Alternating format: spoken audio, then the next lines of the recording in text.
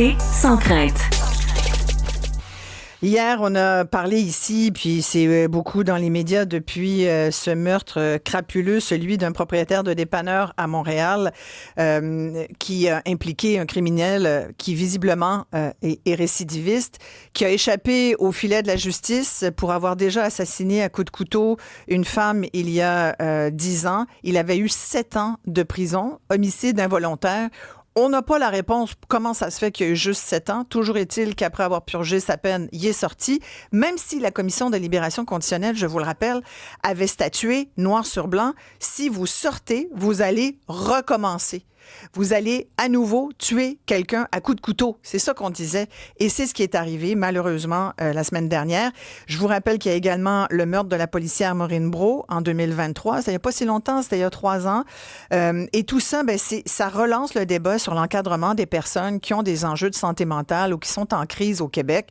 Dans le cas de celui qui a assassiné le propriétaire du dépanneur, évidemment, on peut supposer qui va pas bien dans sa tête, là. C'est le genre de personne qui va casser le cou des lapins aussi, là. C'est Fatal Attraction, là, mais c'est niveau exponentiel. Ouais.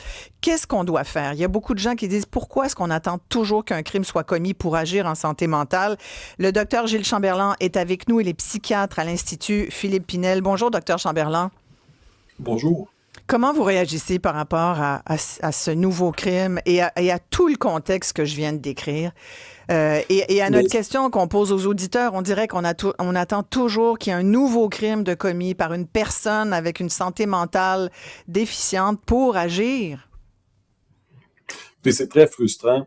C'est très frustrant parce que nous, quand on a les nouvelles, quand on reçoit les gens puis qu'on regarde ça à rebours, on se dit toujours, il y aurait eu des moyens d'intervenir. On aurait pu faire quelque chose. Il y a eu des signaux d'alerte. Il y a des familles qui ont lancé des SOS.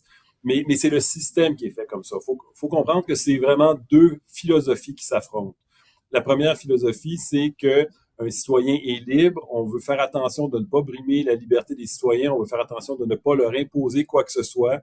Il y a des groupes de défense qui ont les moyens, qui sont présents et qui trouvent déjà que les lois actuelles exagèrent sur ce qu'on peut imposer à quelqu'un.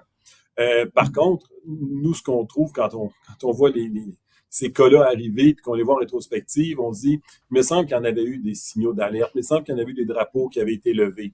C'est que le système, en ce moment, est fait qu'on ne peut pas imposer à quelqu'un de se faire évaluer en psychiatrie à moins de démontrer un danger. Et on a mis la barre très haute. Si c'est un policier qui est dans la rue, qui fait affaire à quelqu'un, avant de pouvoir l'amener contre son gré dans un hôpital, il faut que le danger soit grave et immédiat. Il faut que le danger soit là. Et le problème, c'est que le médecin à l'hôpital a le même fardeau. Si le danger n'est pas immédiat, il doit donner congé à la personne. La seule façon d'enlever le immédiat, c'est si c'est un danger. Et là, il faut que la famille prenne un recours contre cette personne-là pour la faire évaluer. Puis la famille a encore à démontrer que c'est un danger. Donc, on s'en sort pas. Pour pouvoir faire évaluer quelqu'un, il faut démontrer un danger. Et dans certains cas, la première manifestation de danger, c'est quelque chose de grave. En moyenne, il y a une personne par mois, 12 par année quand on regarde les statistiques, qui va être assassinée par quelqu'un dont on aurait peut-être pu faire un peu de prévention. Vous dites c'est une personne par mois? Des non-responsables de meurtres au Québec, ça tourne autour de 12 par année. Parce que le système de justice l'a échappé. Je pense qu'il y a le son de votre ordinateur là, que j'entends. Je ne sais pas si tout le monde l'entend aussi. Je suis à l'hôpital. Je ne sais pas s'il y a d'autres. On a le système qu'on a. Je ne peux pas faire grand-chose de plus. Je suis dans une pièce fermée. Mais ce que je peux vous dire, c'est que je ne sais pas si on les a tous échappés. Des fois, c'est totalement imprévisible. Des fois, c'est d'autres choses. Mais en moyenne, c'est que des fois aussi, dans un même événement, il peut en avoir 2, 3. Là. J'ai des dossiers où quelqu'un va avoir assassiné ses 2 enfants ou des choses comme ça. Ah. Mais on arrive. Je ne dis pas qu'on peut tous les prévenir, mais je dis que souvent, quand on regarde les dossiers à rebours, c'était presque écrit dans le ciel. Les familles étaient découragées. Les familles vont dire, j'ai fait ce qu'il fallait, j'ai amené mon fils, par exemple, à l'urgence, il a reçu congé le lendemain. Il faut comprendre que le système s'applique aussi aux médecins dans les hôpitaux. S'il n'y a pas un danger grave et immédiat, à ce moment-là, la personne doit être libérée. Si la famille va chercher un recours, ça aussi, c'est dramatique parce que les familles ne veulent pas être obligées d'aller devant les tribunaux contre leur fils, leur frère ou leur père. Et quand on arrive dans le système judiciaire, c'est le père contre le fils. comme si le père pouvait être contre son fils parce qu'il va chercher une démarche pour essayer de l'aider. Mais quand on arrive dans le tribunal, c'est exactement comme ça que ça se joue. Et pour en avoir reçu souvent à l'urgence des gens qui avaient ce mandat-là de se faire évaluer, la première chose qu'ils vont demander, c'est qui a demandé ça, que je me fasse évaluer? Et ils sont extrêmement fâchés contre la personne qui a demandé ça. Les familles, c'est le dernier recours qu'ils vont utiliser. Et souvent, ils n'ont pas les moyens de le faire, ils n'ont pas le temps de le faire, une espèce de pensée magique que ça va se régler. Ils n'utilisent pas ce moyen-là parce qu'il faut démontrer un danger. Et malheureusement, on a souvent des cas où on aurait peut-être pu intervenir et qu'on ne le fait pas. Ce que vous décrivez, c'est vraiment la loi P38, hein, le fameux P38 dans le jargon. Bon, les gens qui s'y connaissent, là, les policiers, les gens en santé mentale comme vous, les familles, malheureusement, le savent. C'est comme ça qu'on appelle cette loi-là. Donc, qui permet d'ailleurs, si on résume, là, elle permet de forcer l'hospitalisation d'une personne qui est en crise de santé mentale. Mais seulement, puis vous l'avez très bien expliqué, Dr. Chamberlain, seulement si le danger est imminent, c'est-à-dire là, maintenant, presque sur place. Ce qui a juste pas de bon sens. Et vous, depuis 25 ans, vous militez pour qu'on réforme ça. Qu'est-ce que vous aimeriez qu'il soit modifié dans P38? Bien, c'est simplement que la maladie psychiatrique, c'est différent des autres maladies en médecine. En médecine, plus on est souffrant, plus on réclame des soins. Malheureusement, en psychiatrie, on a quelques maladies où la personne perd l'autocritique qu'elle est malade. Elle ne réalise pas qu'elle est malade. Donc, à ce moment-là, donner autant de poids à la volonté de quelqu'un qui n'a pas d'autocritique, qui ne se voit pas qu'il est malade, il y a quelque chose d'étrange dans ça. Il y a quelque chose même d'un peu hypocrite, là. J'ai déjà vu des gens recevoir congé de l'hôpital, l'urgence est pleine, il veut pas rester, parfait, il s'en va. Mais il veut pas rester parce qu'il comprend pas qu'il est malade.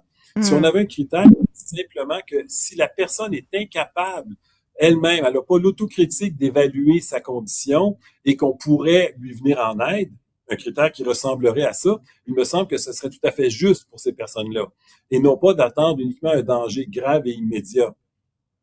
Mais est-ce que, dans le fond, ce qui serait le plus juste, ça serait de dire, regardez, nous, on considère que vous représentez un danger pour vous-même ou pour autrui.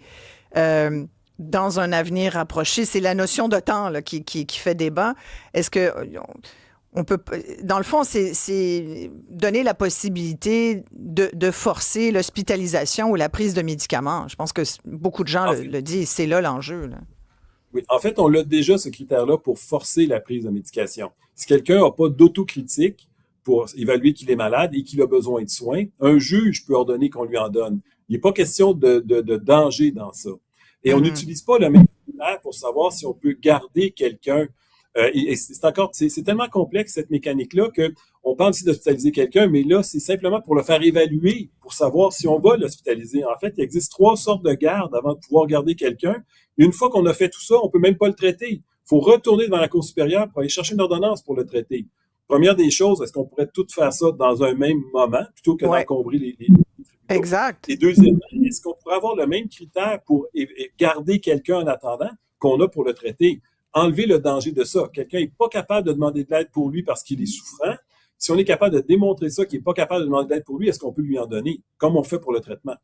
Oui. Puis vous dites, en ce moment, on peut forcer quelqu'un à prendre ses médicaments. Pourquoi on entend tout le temps le contraire? Pourquoi on entend, il ne voulait pas prendre ses médicaments, fait qu'on ne pouvait pas le forcer. On entend ça régulièrement, là, de la part des familles, de la part des gens qui donnent des soins. Oui, on peut, mais il faut aller devant un juge et il faut le démontrer. Le seul problème, c'est que la porte d'entrée, c'est de pouvoir évaluer quelqu'un. Et c'est ça qu'on ne peut pas faire. On ne peut pas évaluer quelqu'un contre son gré. Donc, on ne peut pas utiliser cette procédure-là pour aller chercher une ordonnance de traitement, par exemple, si on ne peut pas l'évaluer. Et tout commence par la possibilité d'évaluer quelqu'un. Et ça, il faut qu'il soit dangereux. C'est impossible d'évaluer quelqu'un contre son gré si on n'a pas un danger de la façon dont la loi est faite. Incroyable. Fait que là, il y a des gens qui rappellent que celui qui a... Oui. Qui a donc, il a été... Xavier Gelatli, voilà, 35 ans. Celui qui a donc assassiné ce propriétaire de dépanneur, il avait été arrêté il y a un certain temps, mais pas très longtemps. 2012. 2012. Oui, mais Pour le meurtre d'une dame en Vancouver. Mais ce que j'allais dire, c'est qu'il a été trouvé avec un couteau il n'y a pas si longtemps sur la rue, puis les policiers de Montréal y auraient donné une contravention. Et c'est ça que les gens ne comprennent pas, comment ça se fait, considérant son dossier criminel. On s'y l'imagine, les policiers vont dans leur voiture, ils vont dans l'ordinateur, ils voient bien que ce gars-là, il a fait 7 ans de prison pour avoir assassiné une femme, il a fait 7 ans de prison. C'est quand même pas rien. Il a l'habitude de jouer du couteau. Puis on lui donne l'équivalent d'une contravention. Ce que vous dites, Dr. Chamberlain, c'est que la police aurait pas eu les coups des franges pour le faire évaluer, lui dire, regarde, vous êtes en arrêt d'arrestation maintenant, puis vous allez vous faire évaluer à Pinel, mettons. Ça, c'est pas possible. Impossible. Impossible parce que c'est pas parce qu'il y a un couteau qu'il y a un danger, nécessairement, et que le danger est immédiat. Donc, il n'y a aucun des deux critères. Donc, il n'aurait pas pu être évalué. Mais je mettrais en 2022, excusez-moi, M. Chamberlain, mais il a aussi été inculpé de cruauté animale. Là. En 2022, il y a un gros dossier. Gros dossier. Épais, là. C'est assez typique des personnalités antisociales, le parcours que vous décrivez là, la cruauté des animaux. C'est du sadisme, là, simplement pour assouvir un besoin de faire souffrir. Là. Est-ce que c'est psychopathe, ça? Est-ce que c'est comme les psychopathes répondent un peu à ça? Hein? Ouais. On ne peut pas faire de diagnostic de gens qu'on n'a pas évalués. Là, non, c'est sûr, mais... On trouve quelques critères là, à date. Ouais. Oh mon Dieu, ça. Mais vous comprenez que ce gars-là ait pu échapper à tout le système, parce que ce que vous nous décrivez, Dr. Chamberlain, c'est un système qui ne marche pas. Ouais. Puis l'autre problème aussi, par contre, c'est qu'on ne peut pas médicaliser toute la dangerosité. Parce qu'en ce moment, là, ça, c'est la tendance aussi de détenir dans les hôpitaux tout le monde qui potentiellement est dangereux. Les hôpitaux sont là pour soigner des gens. Si c'est une maladie qui les rend dangereux, on va les soigner. Mais si c'est pas une maladie, c'est uniquement leur personnalité qui fait qu'ils sont comme ça se soigne pas. Fait qu'il faudrait pas tout médicaliser non plus, puis tout déresponsabiliser non plus, simplement parce qu'on peut tout expliquer en psychiatrie, là. Pas parce qu'on peut expliquer qu'on déresponsabilise non plus, là. Exactement. En terminant, quand vous dites, si je comprends bien, l'enjeu, c'est l'évaluation des cas qui représentent des dangers éventuels. Mais je pense qu'il y a aussi, il faut prendre son ticket là, puis faire la queue là, pour être évalué. Là. Est-ce que pour voir un psychiatre aujourd'hui au Québec, c'est quand même pas, c'est pas rapide. Dans les cas justement de gens comme ça qui représentent des dangers immédiats ou non, ça peut être combien de temps d'attente là, pour être évalué?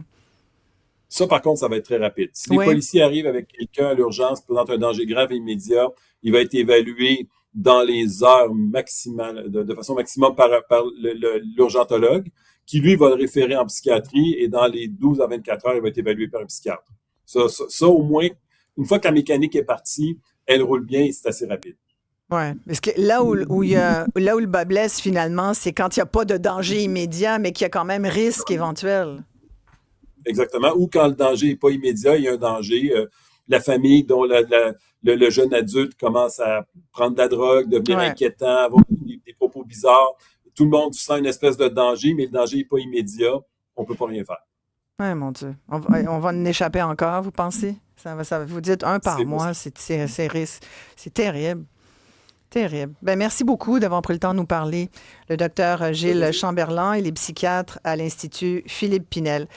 On va s'arrêter ici. Bien sûr, vos commentaires après la pause au 1-877-827-2346. N'hésitez pas à nous texter également. Oui, 1-877 Cube Radio. Et on va parler à quelqu'un qui a écrit plusieurs ouvrages là-dessus, dont Je suis une personne, je ne suis pas une maladie.